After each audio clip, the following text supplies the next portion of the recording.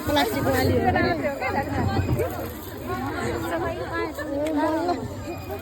कोही कोहीहरू बल्ल आउँदैछन् यस्ता पनि हुन्छन् मान्छेहरू यस्ता यस्तो छन् मान्छेहरू यस्तो छन् मान्छे भ्याइसि आउँछन् नि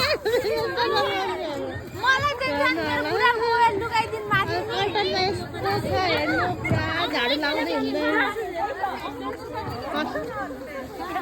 पल्टनमा यस्तो छ मान्छेहरू बसी बसी आउनु भएन हामीलाई कहाँ सुको छ हो होइन सुमी दिदी आउनु भएन